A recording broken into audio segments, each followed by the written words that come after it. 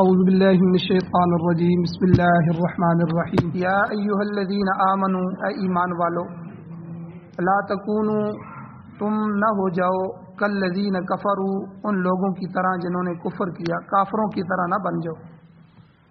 وقالوا اور ان منافقین نے کہا لاخوانہم اپنے مسلمان بھائیوں کو، اذا ضربوا کس وقت کہا جب انہوں نے سفر کیا فی الارض زمین میں، عام سفر کیا یا تجارت کا سفر کیا، او کانوا غزاً یا انہوں نے غزوہ کیا یعنی یا وہ مجاہد بنے اللہ کے راستے میں جہاد کے لیے سفر کیا۔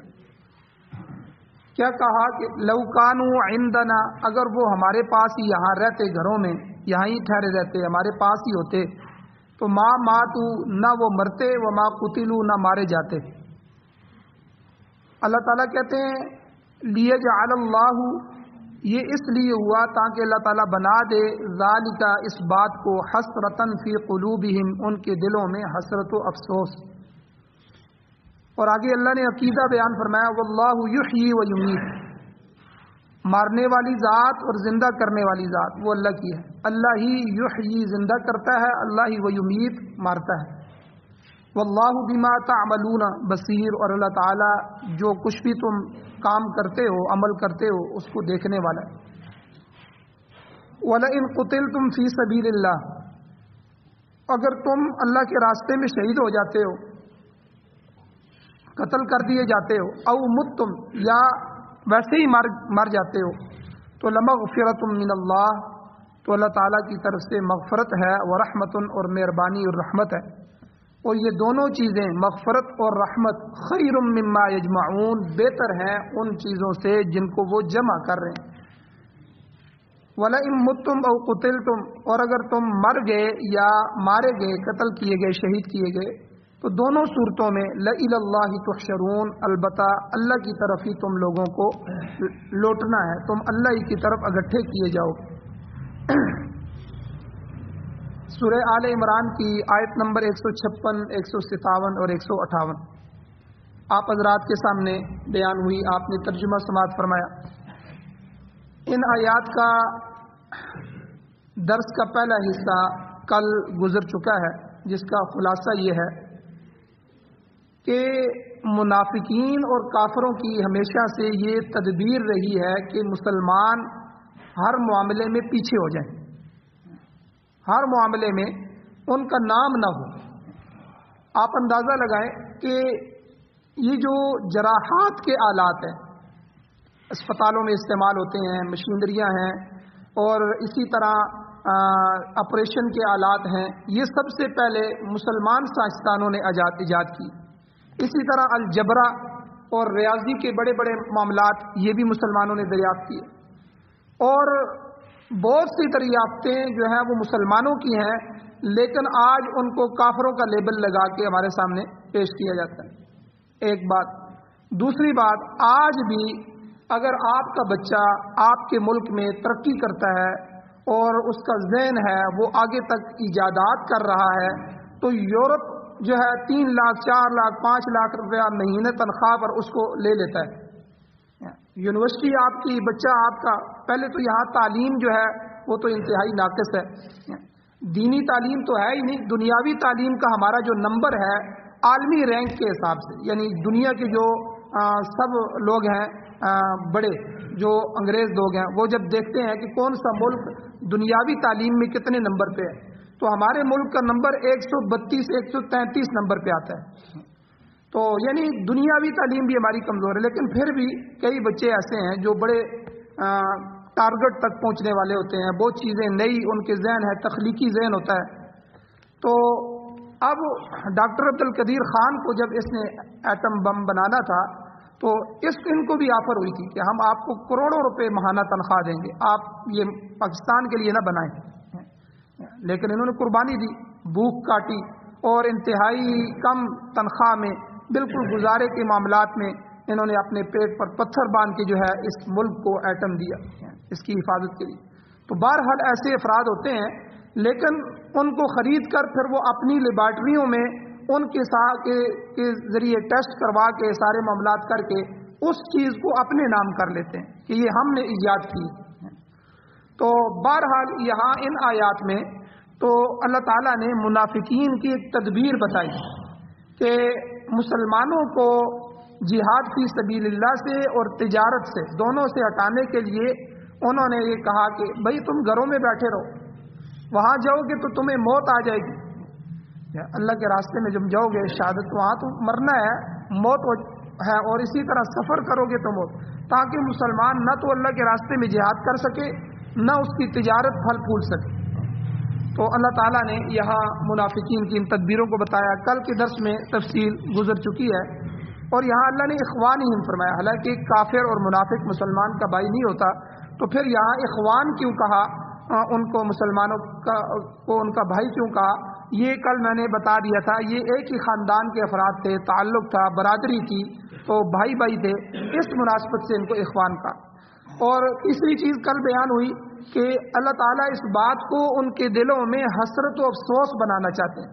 یہ دو تفسیریں جو ہے مفسرین نے بیان کی ہیں، وہ دونوں تفسیریں جو ہیں وہ کل کے درس میں بیان ہو چکی ہیں۔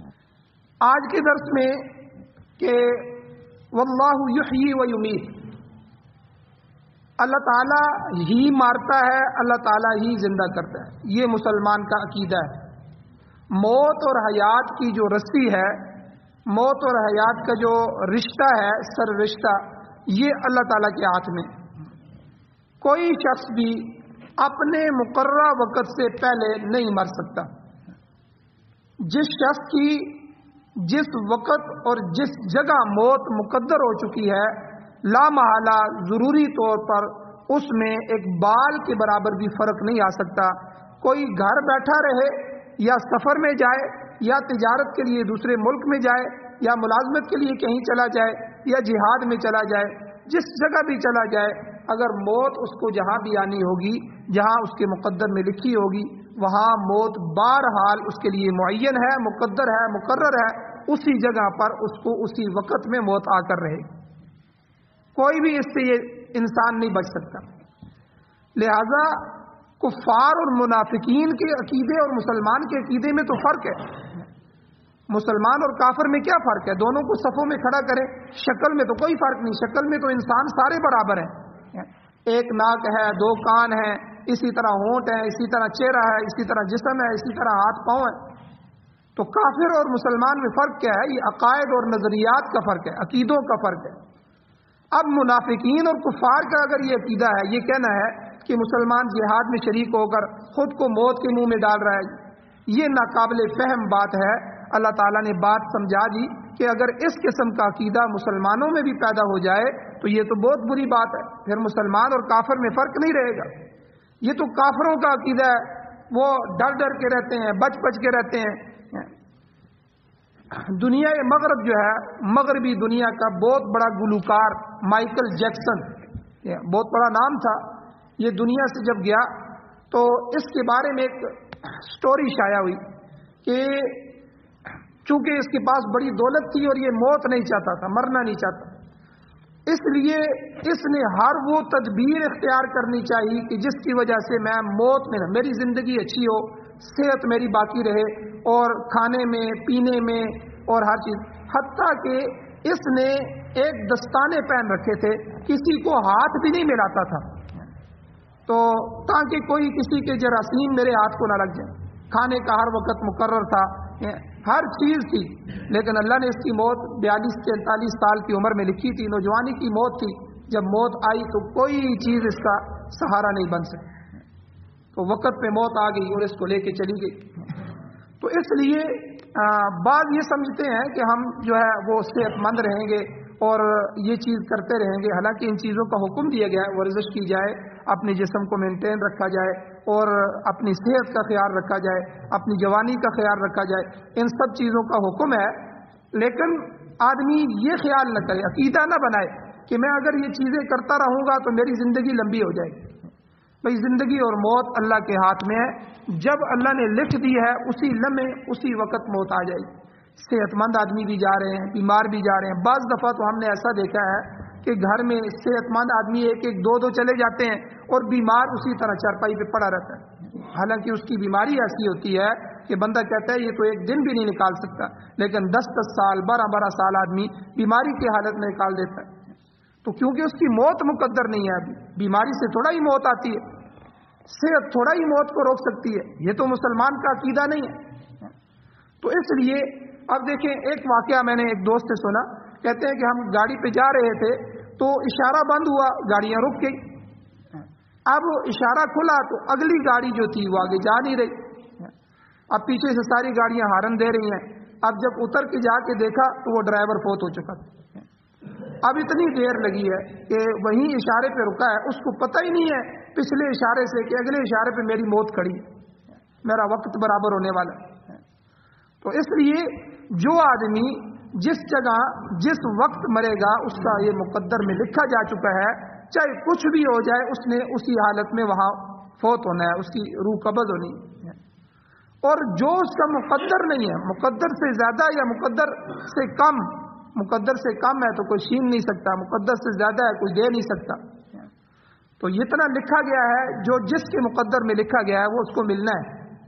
دنیا کے لیے اپنے دین کو برباد نہ کیا جائے، اپنی نمازوں کو برباد نہ کیا جائے، اپنے قرآن کی تلاوت کو برباد نہ کیا جائے، جتنی مقدر میں ہے وہ مل کے رہے۔ یہاں ٹیکسلا چوک میں میں مسجد میں امام تھا، تو ایک مسافر صبح اپنی گاڑی میں آیا، اس نے کہا کہ چلو یہاں ناشتہ کر لیتے ہیں، جہاں بھی ان کو مسافروں کو، گاڑی اپنی تھی، اچھا کوئی کھاتے پیتے گرانے کا آدمی تھا، بریف کیس اس کے پاس تھا، معاملات تھے سارے، تو وہ ناشتہ کرنے کے لیے بیٹھا، ابھی نوالا اس کے منہ کے اندر ہی تھا کہ اس کو ہارٹ اٹیک ہوا، کیا وہاں ہی لڑک گیا پیچھے کرسی میں۔ اب بندوں نے اس کو اٹھایا اور اٹھا کر جا کے کرسچن اسپتال میں لے آئے، یہاں اسپتال میں پہنچایا، اب ڈاکٹروں نے دیکھا کہ وہ تو فوت ہو چکا ہے، وہاں تو چوک میں ہی فوت ہو چکا ہے۔ بہرحال وہ نوالا جو تھا وہ اس کے منہ میں تھا، انہوں نے جو دستانے پہنے ہوئے تھے نوالا نکالا، باہر پھینکا، جو اسپتالوں میں بلیاں ہوتی ہیں نا، بلی آئی وہ نوالا کھا کے چلی۔ اب دیکھیں یہ نوالا اس کے منہ میں تھا لیکن یہ تھا بلی کے مقدر میں۔ اب اللہ نے باوجود اس کے کہ اب موت اس کی گھر میں نہیں تھی، پہلے تو موت اس کی آئی ٹیکسلا چوک میں، کہیں کا اجنبی مسافر تھا، اس کے وہم و گمان میں بھی نہیں ہوگا کہ میں سفر میں ہوں گا اور وہاں میری موت کسی شہر کے چوک میں لکھی ہوگی۔ پھر دوسرا، جو نوالا میرے منہ میں تھا نہیں، میں منہ میں ڈال بھی چکا ہوں لیکن وہ میرا مقدر ہی نہیں ہے، اب وہ کسی اور کا مقدر ہے۔ اللہ نے اس کی تقدیر تک، جس کے مقدر میں نوالا لکھا ہوا ہے، اس آدمی کو اٹھا کے وہاں پہنچایا اور وہ نوالا ڈاکٹروں نے نکالا اور جس بلی کے مقدر میں تھا اس نے وہ کھا لیا۔ تو یہ تقدیر ہے، اللہ نے ہر چیز کو لکھ دیا ہے۔ آپ نے اندازہ لگایا ہوگا کہ آپ کبھی دسترخوان پہ بیٹھے ہوتے ہیں، آپ نوالا توڑتے ہیں، کوئی آدمی باہر سے آواز دے دیتا ہے، گھر والے دے دیتے ہیں فلاں چیز لے جائیے، آپ وہ نوالا نیچے رکھ دیتے ہیں، اب دوسرا بھائی فوراً وہ نوالا اٹھا کے کھا لیتا ہے۔ کئی دفعہ ایسا ہوتا ہے ہمارے ساتھ اتفاقاً، تو حالانکہ نوالا میں نے توڑا ہے لیکن وہ مقدر کسی اور کا تھا، بہانہ اللہ نے یہ بنا دیا کہ کسی سے آواز لگوا دی، میں اٹھ کے چلا گیا، وہ جس نے کھانا تھا وہ اس نے کھا لیا۔ تو اس لیے کہتے ہیں دانے دانے پہ لکھا ہوتا ہے کھانے والے کا نام۔ کیا مطلب کہ ہر آدمی کا مقدر اللہ طے کر چکے، اس کی موت طے کر ہو چکی ہے، اس کی زندگی طے ہو چکی ہے۔ تو یہ جو لمحات ہمیں ادھار ملے ہوئے ہیں، ان سے ہم نے فائدہ اٹھانا ہے، اور ہمارا یہ عقیدہ ہے کہ اللہ ہی مارتے ہیں اور اللہ ہی زندہ کرتے ہیں۔ واللہ یحیی و یمیت، زندگی اور موت دینا یہ اللہ کے قبضے میں ہے۔ موت اور حیات کا مالک اگر ہے تو اگر وہ چاہے تو جب تک کسی کو چاہے زندہ رکھے، جب چاہے اسے اپنے پاس بلا لے، اس کی حکمت وہی مالک الملک جانتا ہے۔ محض جہاد میں شرکت جو ہے یہ موت کو دعوت دینے والی جو بات ہے یہ بالکل غلط اور بے بنیاد ہے۔ یہاں منافقین نے مسلمانوں کو یہی کہا تھا کہ اگر وہ ہمارے پاس ٹھہرتے، لو کانوا عندنا ما ماتوا وما قتلوا، نہ مارے جاتے نہ شہید ہوتے۔ ٹھیک ہے، ہم تو دیکھو یہاں مدینہ میں ٹھہرے رہے، ہمیں تو کچھ نہیں ہوا، یہ میدان جہاد میں نکل گئے حضور کے ساتھ، پھر وہاں جا کے شہید ہو گئے۔ تو اللہ تعالیٰ نے فرمایا تم یہاں بیٹھے رہو، تمہارا کیا خیال ہے گھروں میں بیٹھنا تم کو بچا لے گا؟ بلکہ موت کا سبق جو اللہ نے ہمیں سمجھایا قرآن مجید میں، اللہ تعالیٰ نے فرمایا کہ اگر تم فی بروج مشیدہ، جہاں اگر مضبوط قلعوں میں بھی تم چلے جاؤ تو موت تمہیں وہاں بھی پا لے گی۔ موت اپنی جگہ کو تلاش کر لیتی ہے، اپنے بندے کو تلاش کر لیتی. کل کے درس میں نے وہ سلیمان علیہ السلام کی مجلس میں بیٹھے ہوئے شخص کا واقعہ بیان کیا کہ ملک الموت اس کو غور سے دیکھ رہا ہے کہ اس کی موت کے لمحات ابھی قریب آ رہے ہیں اور اتنے ہزاروں میل دور اس کی میں نے روح قبض کرنی ہے، یہ بندہ یہاں کیا کر رہا ہے؟ پھر اللہ نے اس کو پہنچا دیا اس جگہ پہ.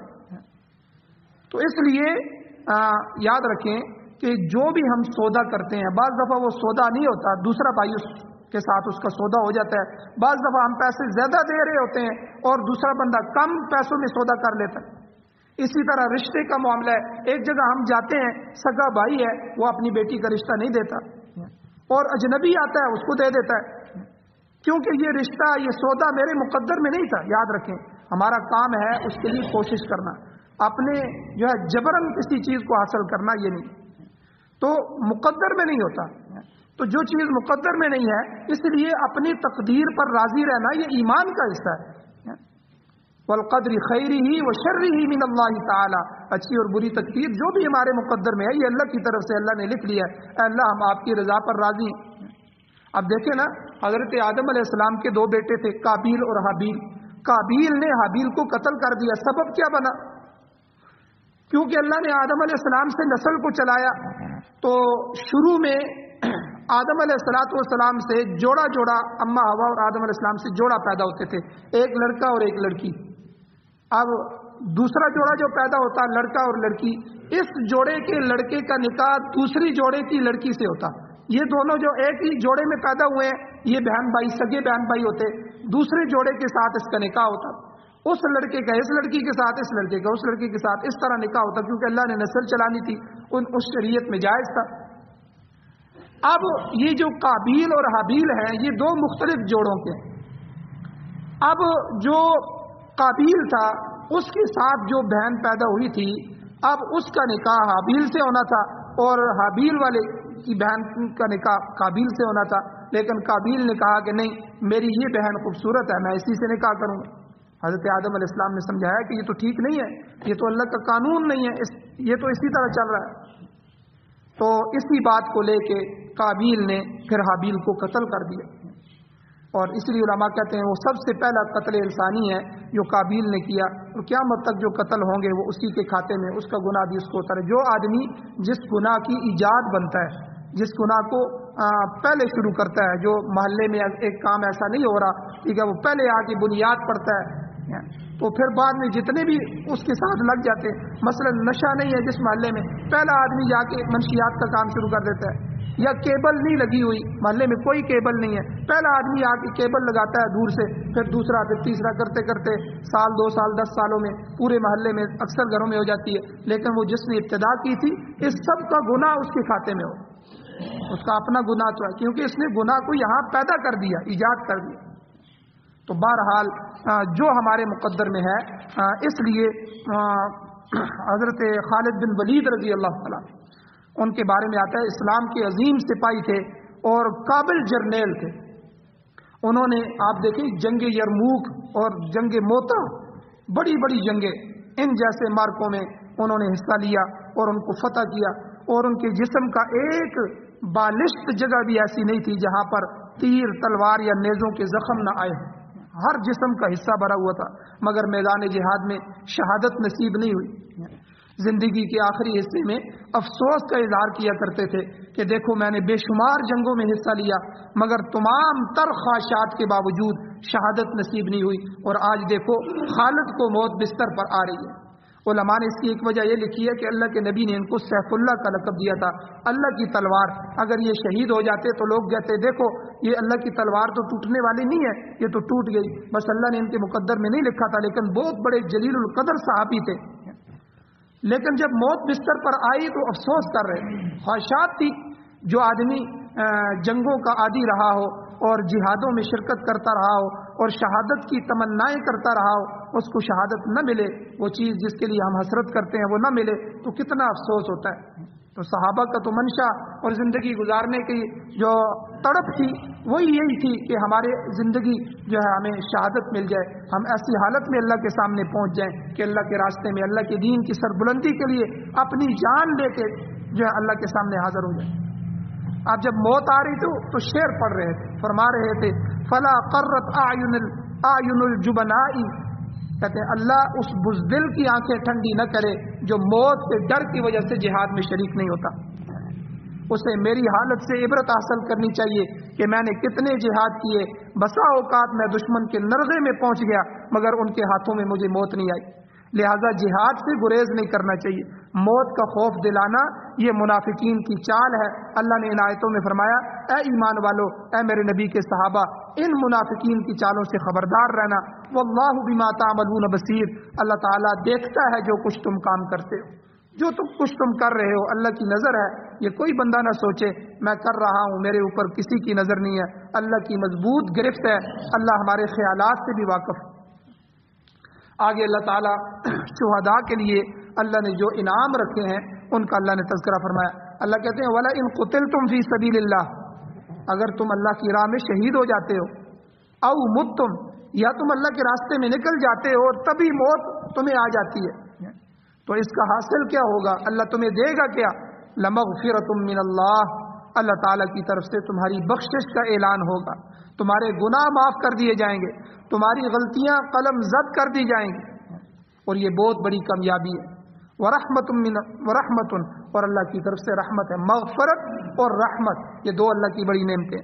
حضرت مولانا اشرف علی تھانوی صاحب رحمہ اللہ فرماتے ہیں جو آدمی بھی عبادت کرتا ہے، کوئی شخص بھی، کسی شخص کی عبادت کے پس منظر میں تین نظریات ہوتے ہیں، تین نظریے ہمارے ذہن میں ہوتے ہیں۔ ہم عبادت کرتے ہیں، کوئی بھی عبادت، عمرہ ہو، حج ہو، تلاوت ہو، نماز ہو، صدقہ کر رہے ہوں، جو ہے مسجد کی تعمیر کر رہے ہوں، کسی کو کی خدمت کر رہے ہوں، کچھ بھی جو ہے کر رہے ہوتے ہیں، تین نظریے ہمارے پیچھے کام کر رہے ہوتے ہیں، اور تینوں ٹھیک ہے، تینوں نظریے۔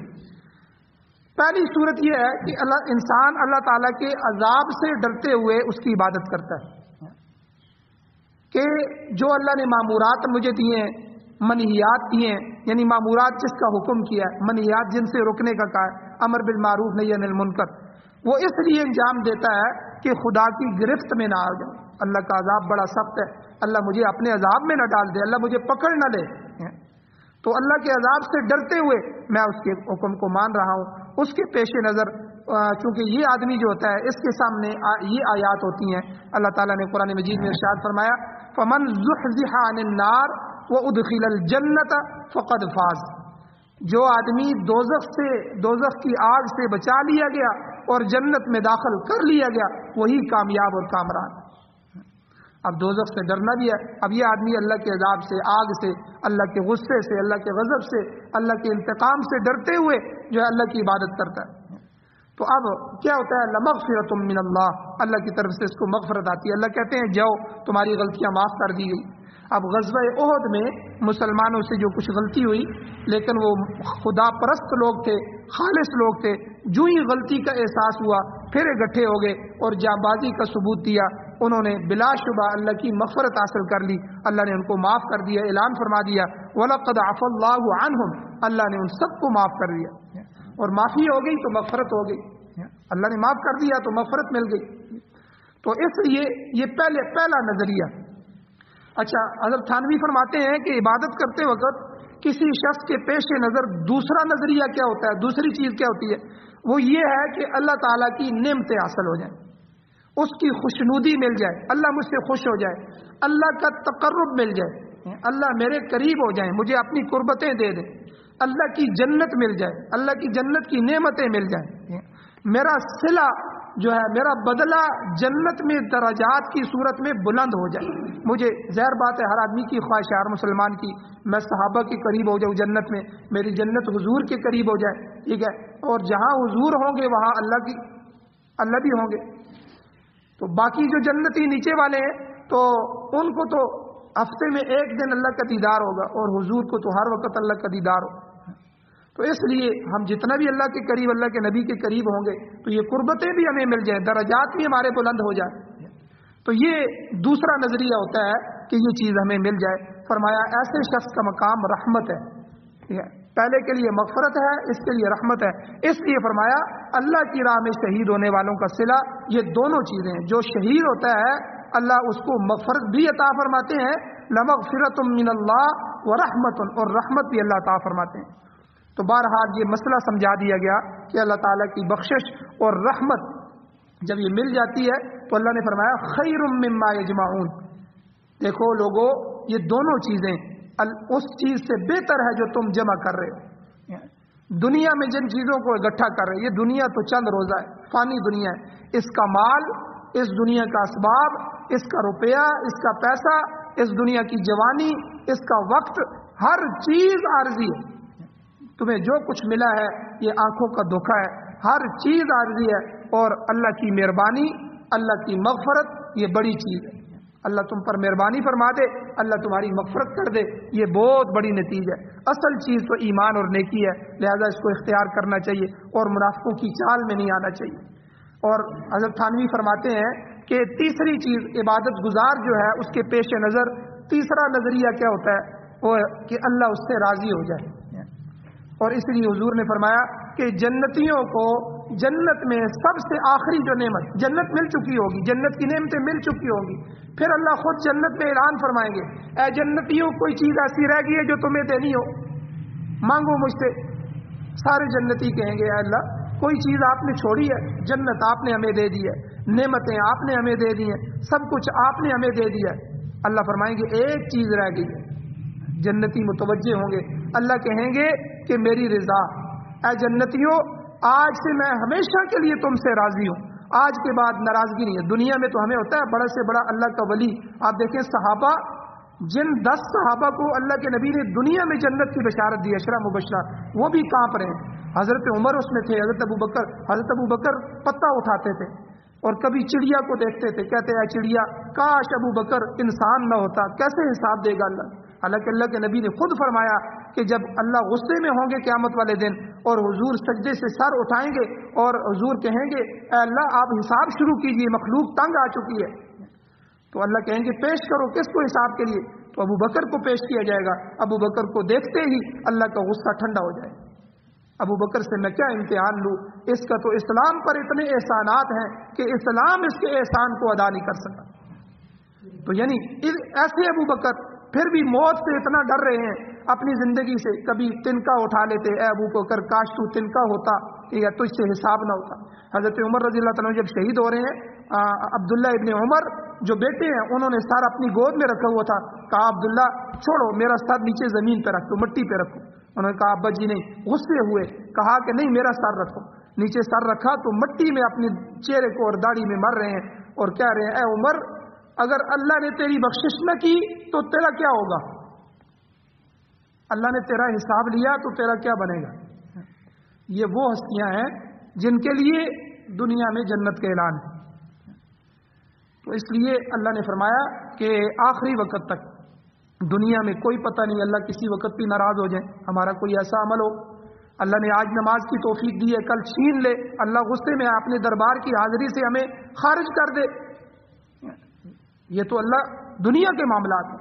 لیکن جنتیوں کو آخری خوشی جنت ملنے کے بعد، نعمتیں ملنے کے بعد اللہ کہیں گے یہ غم تمہیں کبھی نہیں رہے گا جنت میں کہ ہو سکتا ہے آج جنت دی ہے، کل ہمارے کسی عمل سے اللہ ناراض ہو جائے جنت لے لے.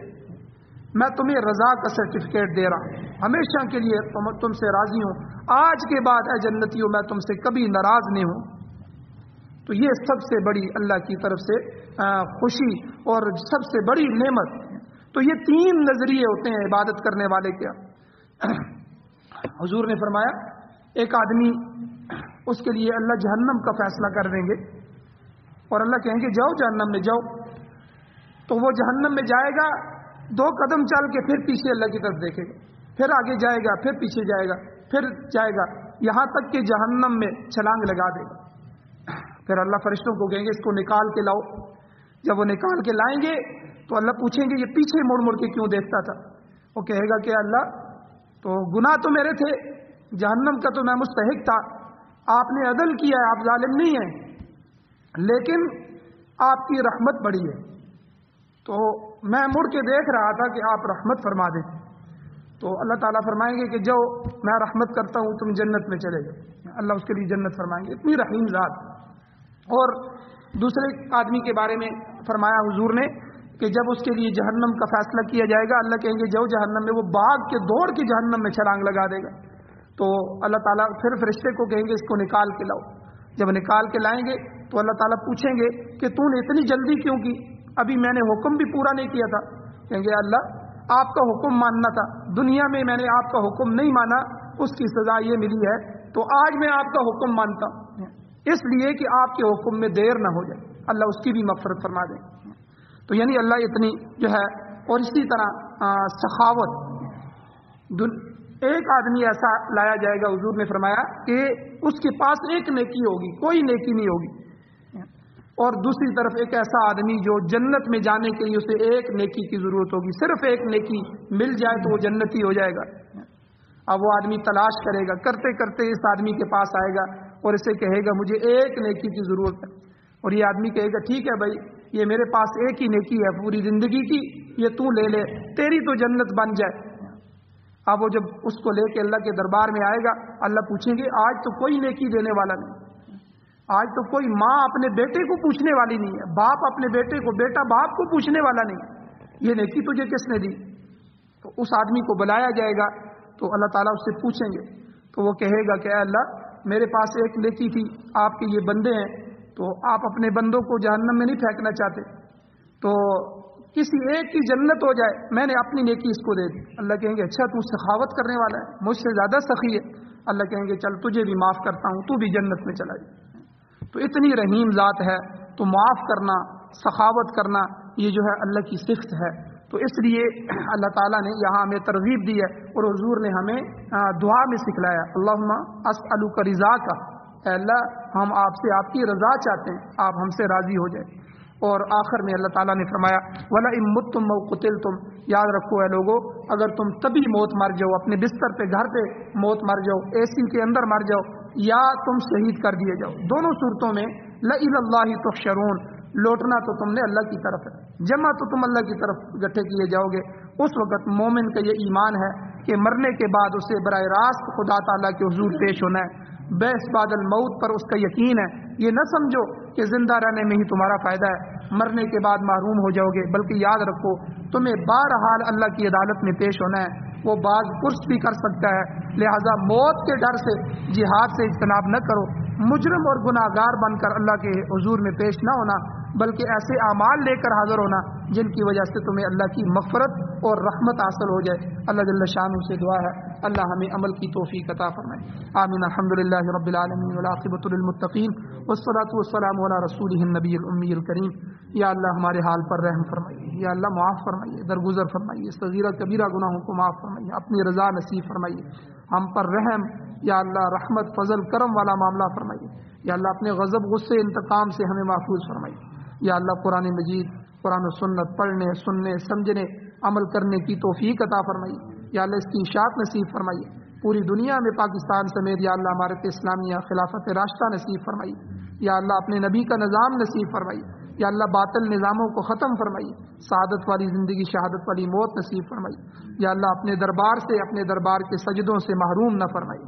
یا اللہ ہماری زندگی پر، ہماری اولادوں پر، ہماری یا اللہ برکتیں نازل فرمائیے، نوستیں یا اللہ بے برکتیوں سے محفوظ فرمائیے. خاتمہ ایمان پر فرمائیے. جو بیمار ہیں ان کو شفا عطا فرمائیے. جو ایمان کی حالت سے جا چکے ہیں یا اللہ ان سب کی بخشش فرمائیے. جو مشکلات میں ہیں یا اللہ ان کے لیے آسانیاں پیدا فرمائیے. یا اللہ ہماری دعاؤں کو محض اپنے فضل و کرم سے قبول فرمائیے. یا اللہ قرب قیامت کے فتنوں سے، یا اللہ دجال کے فتنوں سے، روافض یہود و حنود کے فتنوں سے، منافقین کے فتنوں سے، یا اللہ مال و دولت کے فتنوں سے، یا اللہ ہر طرح کے فتنوں سے ہماری حفاظت فرمائیے. ہماری اولادوں نسلوں کو اور تمام امت مسلمہ کو محفوظ فرمائیے. صلی اللہ تعالی علی خیر خلقہ محمد وآلہ وصحبہ اجمعین برحمتک یا ارحم الراحمین.